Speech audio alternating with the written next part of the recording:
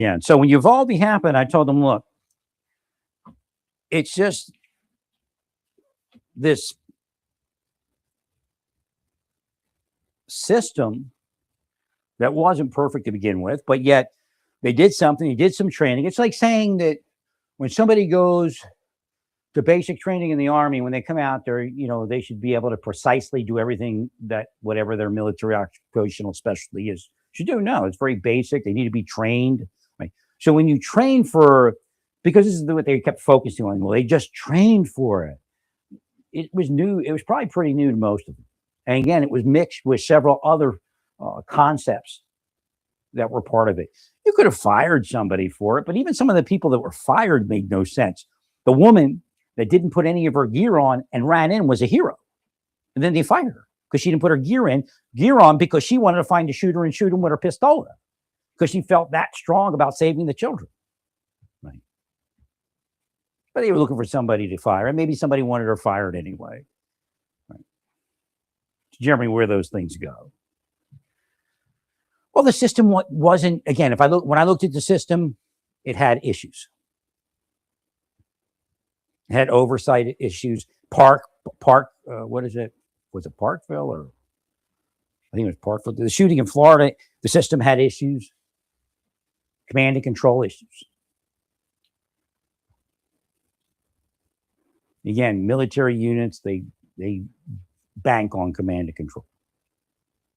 Independent operation could occur, but again, in that environment, no. Border Patrol came in, but when they came in, it was already at that point. Do you understand that? Who knows where they would have been in the beginning? Right.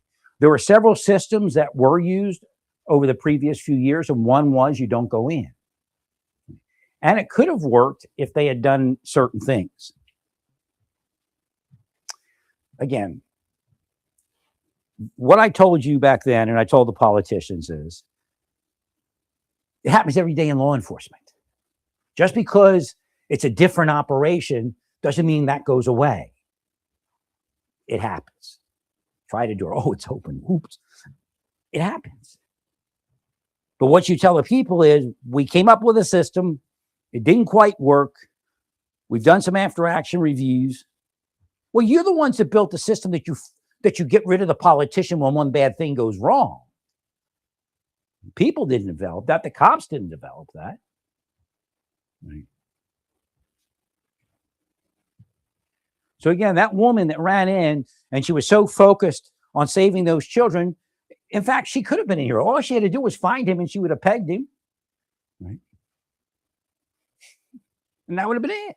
She seemed somebody that was pretty confident in her marksmanship, in her shooting skills. So she just went in with the pistola because she knew she could take him out, but she couldn't find him. And you fired her. You got people that will say, oh, I got to get my gear on. I'll be there in a second. And they'll fumble for 5 minutes because they're not going in until you secure the scene. I've been there. I've seen people like that. In the BOP, they drop their keys. They go, oh. And they go to the back of the line while more charges through.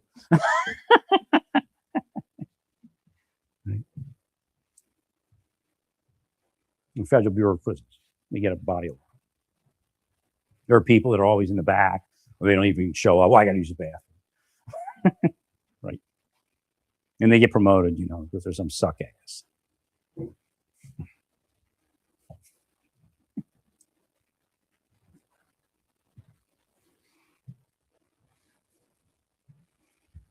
I found the issue, the biggest issue was that you left something like that up to the chief there of school district. I mean, who leaves something like that up to a chief of a school district? The system was flawed. In fact, the commander should have been somebody like a special operations group commander. That's who should have been in charge of that scene. Right. And then the state should have been in constant communication. If you wanted them to go in within 5 minutes, then you should have had a system in place for them to go in within 5 minutes. Which means you get on a radio. Again, I don't know if you did it. I told you to bring cameras, I guess you have body cams now, but ones that broadcast, so that certain people will have this camera on their helmet, and the governor and whoever else, some rangers and some other people can view the scene real time, and then they can communicate with the people on the scene on site. And then the SWAT commander of essentially Texas, the ranger, a SWAT commander, can say, "Hey, you need to do this, this, and this." I mean, no matter who it is. I said every officer should have a helmet cam and a helmet, one that broadcasts cellular. Right.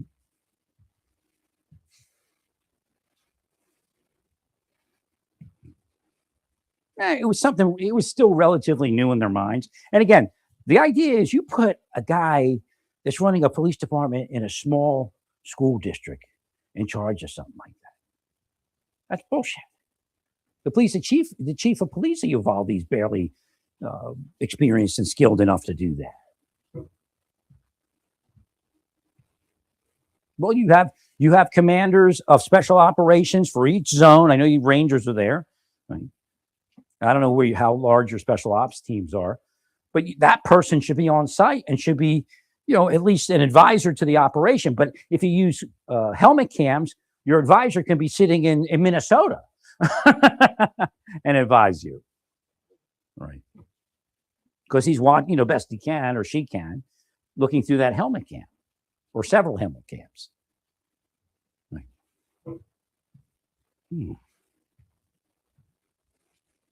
So again, all it meant was the system wasn't ready, but you got rid of some great officers. Did the same thing Trump did. Right.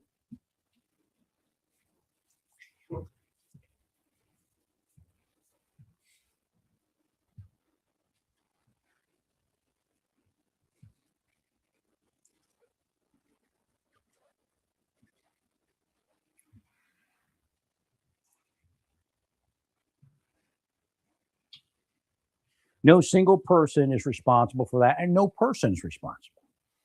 The system was flawed. Once you detect flaws in the system,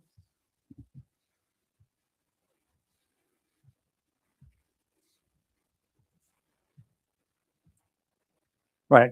Part of it, the federal government at a certain point diversified. Used to be, SWAT team, you got to go through this, special, you got to go through that. They eventually diversified the idea of special operations. I believe in diversifying it to the everyday officer. You train them that way. You're not going to expect the same performance from every officer, but you train them and show them the techniques and skills that you show your special operations group people. Right. We did that with infantry. It was kind of scary because I think McVeigh may have received some of that training. We did that with demolitions, field expedient demolitions and the such at Fort Riley after Desert Storm. And I guess they identified some need to disseminate that information so that it's available to infantry.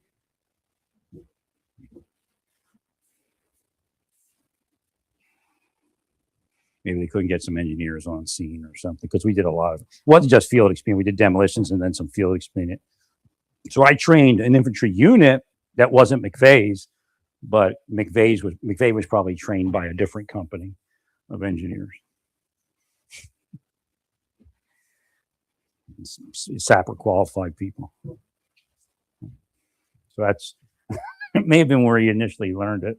Maybe piqued his interest. But he could have been operating. That's the bottom line. To do that, I don't know what course or what cases were in the Oklahoma courthouse at the time, right? Or who might have held a vendetta. If you got money, you can pay your spies to do anything. You want to pay $1 million? Like, you put somebody away for 20 years and they got like 10 million sitting out here, they'll give up $1 million to have your courthouse taken out if they can. Right.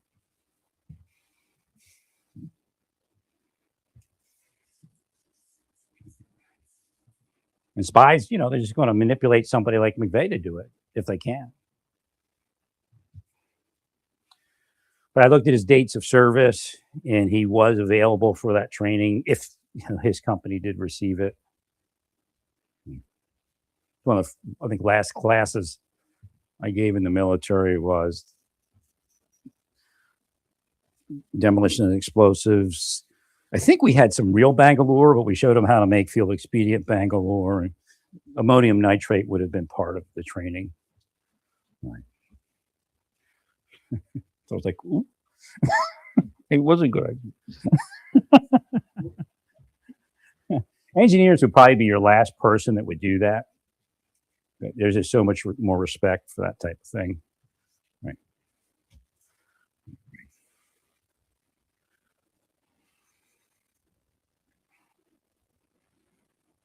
Like there was a lieutenant in Korea. I don't remember the guy's name, Butterbar. And he became our platoon leader at a certain point. And we had to go on a training exercise, and we had to turn over our target that had a lot of explosives in it to the infantry on the DMZ. And he said the whole time he was turning it over, he goes, they didn't I don't think they appreciated it. Because you're dead. There's enough explosives on the bridge to kill everybody, I don't know, half a mile away or something. And we sit like less than a quarter mile from it.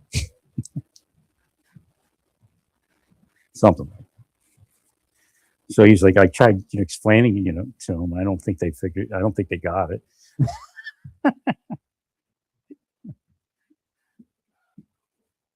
So as soon as you initiate it. But you were dead anyway. There's an artillery. I don't know if they were going to wait for the art. I don't know. I guess it would be how imminent the North Koreans were. Right. Well, the only way to fight, the way South Korea is set up, nobody can travel through it once D-Day hits. Right. You have to hit the air, and they'll shoot you out of the sky. Right. You have to fly. You can try dismounted, but probably foolhardy anyway. Even try to attack South Korea.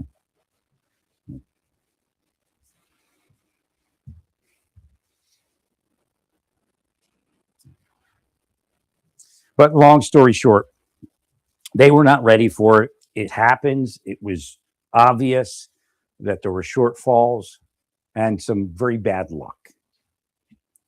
And I think appointing a school chief of police to run something like that. So what my recommendation was to put special operations everywhere. Have like formally, they're there, but find out who they are, and you have your designees for those type of events. They get the call. They have to, run over there real quick. But again, the idea is that it's in connection with a command and control element that calls the shots. Well, because anybody can make the wrong choice. I understand. Actually, it's a valid choice. It just didn't work.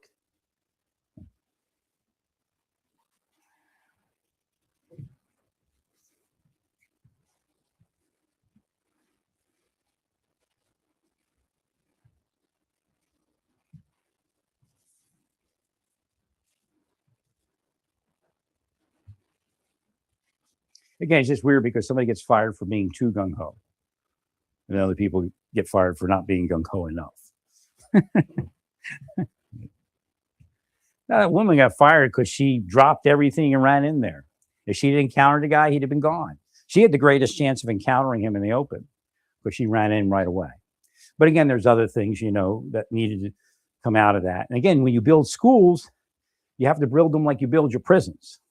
I mean, it's not going to be a prison, but you'll have the windows up higher, no low windows. You still have a lot of sunlight that comes in. It may be better for the children to focus on you have to pull the blinds all day so they don't look outside or whatever. So all new schools, I recommended that. I don't know where that is, if anybody's still looking at that. Well, the problem is the system didn't change enough. Like All those windows should be bricked up except for transoms at the top. We put the shades down anyway. There should be back hallways in all of our schools that are secured routes. Evacuate kids into the hallway so they're not even in the classroom any longer. And then we have ways to, like a submarine, a submarine has different chambers. It has the doors that separate. So all schools should be built with an evacuation route that's like a bomb shelter kind of thing. Right. So evacuation route is a secured hallway. Once there's an alarm, the teacher locks the door, and then everybody exits into the hallway. But it's a secured hallway. Now, the problem is if another kid is ready to go, if there's several kids. But again, we built a system where deterrence and catching these things a little bit better. Back in Uvalde, it didn't exist. Actually, we learned from Uvalde, and we created systems that work. Right? But the physical structure of a school needs to change.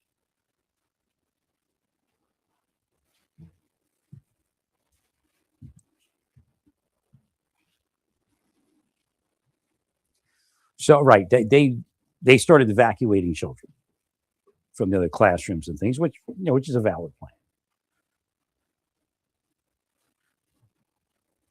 I think if they would have went in, by the time there's a lot that changed from that initial moment to the time that the Border Patrol went in, right? Including the shooter's psychology.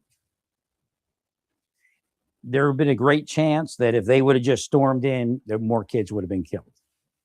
Right?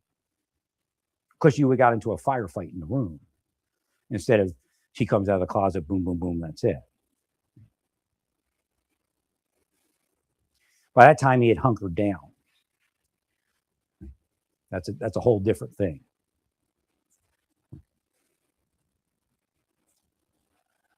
Before, he was more active and wild. So his psychology changed. He was pinging. Right. So he probably would have sprayed bullets everywhere. And, you'd have had to spray bullets everywhere. And, there are wrong choices that were made, but there's a thought process to those choices that aren't prosecutable. Right. And again, if you track these things over the years, it'll go back and forth. Well, why didn't you do this? Why didn't you do that? Well, you told me to do this last time. Well, we trained you again and told you to do that. Like, well, All right.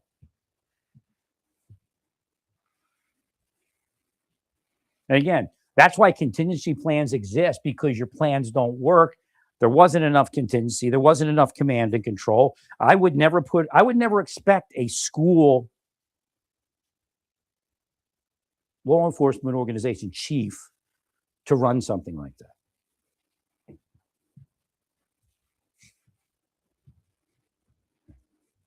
So that was the first flaw. In fact, your system did not allow people at the state level and the county level to command and control what was going on at the local level.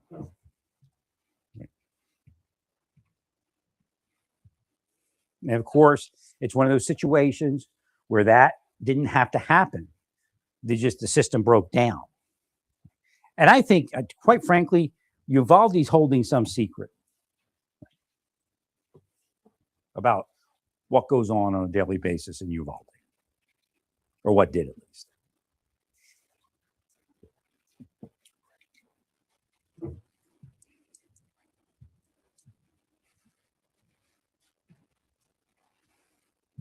It shouldn't have happened.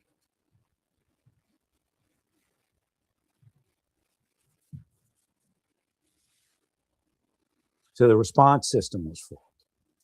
The command and control was flawed. The person that would be putting command was flawed. I don't even, most big city chiefs, and I brought this up at the time, they don't say, "Oh, I'm in command. I'm in command."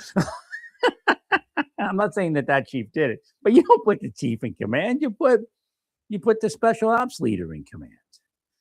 Right?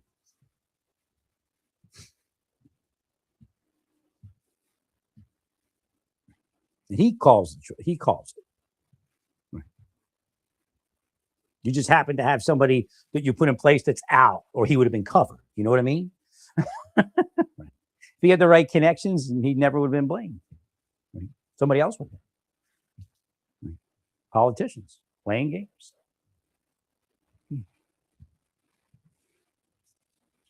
So again, when the Border Patrol went in, it was a whole different world because the time had lapsed. The psychology had changed on the shooter.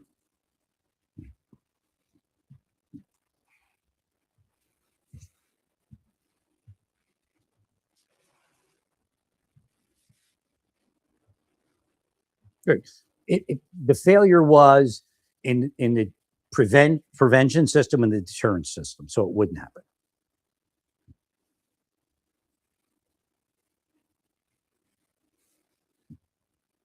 It wasn't somebody that was unknown. It wasn't somebody that wasn't, because you look at people that they attack like me. It's like, why are you even bothering to bother this man when you got the Uvalde shooter running around? That's the big scam.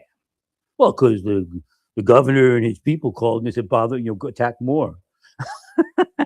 Right. See? Right.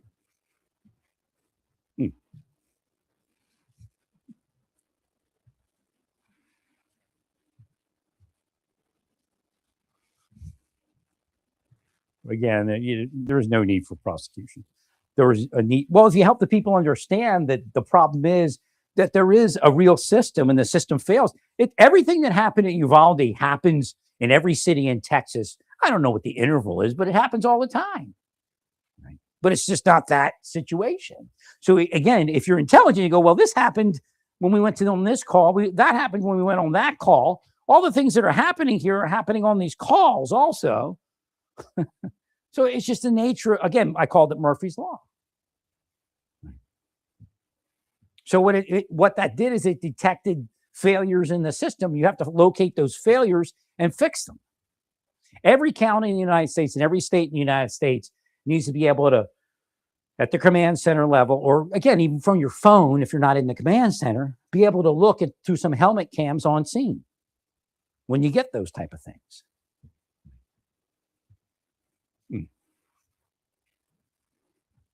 Because the answer isn't always to rush in. It really isn't. Where was I forget, was it Entebbe was the first one where they lost people. So again, there is a cost benefit where waiting will cause you to lose more people than you would if you went in. But again, I think that was one of the first hostage rescues where we really where the world knew of that phenomenon.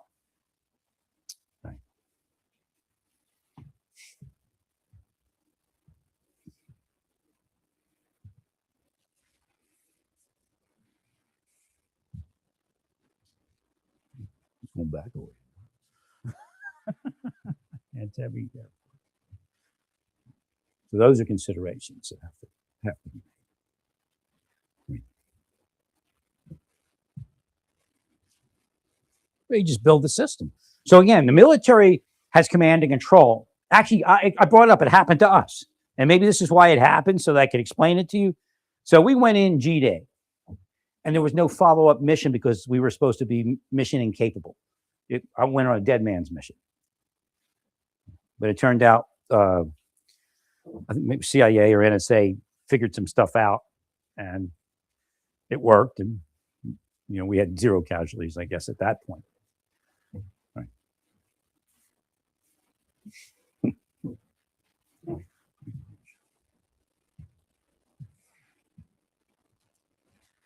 So we didn't have a follow-up mission. So we kind of bumbled along. We flew up some bunkers, took some prisoners, and then they said, "Well, go chill out. Go chill out for a little while." About, I don't know, like 1 a.m. So we get this call like 3 a.m. Schwarzkopf was yelling at General Frank's 7th Corps to get us moving again, which I think, there's again cost benefit. Me as my people could sleep, but I, as a track commander and the driver, we couldn't sleep. Right. So So we headed out again. So again, things happen like that. So in war, you sometimes command and control has to, kick somebody in the butt and get them moving. Again, this is things from experience and practice that politicians may not know but should figure. Right.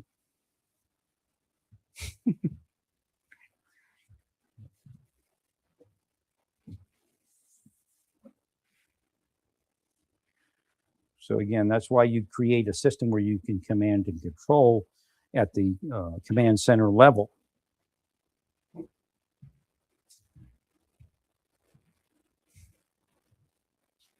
Instantly, it should be boom on. Get to your app. Right. Now, I guess at that point, if they don't put their helmet on, then they don't have the cam. That's why they have to develop the body cam, I guess, to do that at some point, where it could do cell transmissions. You have to hit the button. So, like if the chief wants to, chief or special ops commander says, "Let me see what's going on there," you just hit the button.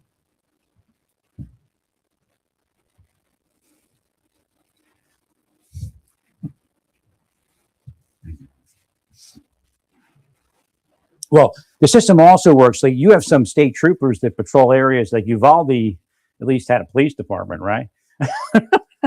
Right? You patrol some areas. It takes the state trooper, half hour maybe. I mean, that's probably a little bit much, but 20 minutes to get there or something. Some spots in the county, right?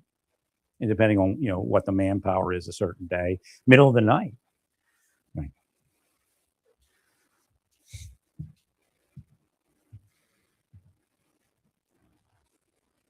So then reinforcements have to come, and right. So there should be a way to communicate and view from on scene. But then again, you also have, I guess the alert system did go out, but it didn't instruct anybody to do anything. It just said that something was happening. It came in on a text message or something to law enforcement officers. Right. So again, what do you want to happen at that point?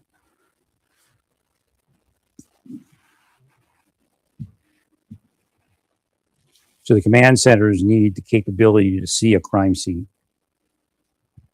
as it unfolds, if necessary.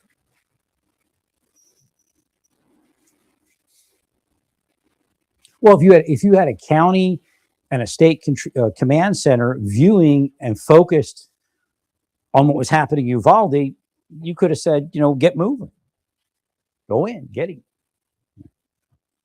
Well, I understand the door was unlocked, but that happens. I think it happened to us. Looking for a fugitive. We thought a door was locked and it was unlocked. I mean, somebody walked in and went, "Look, it's unlocked." Well, we thought it was locked. And the question is, was it maybe halfway locked? And they jiggled it and unlocked. Well, stay peaceful. Praise God.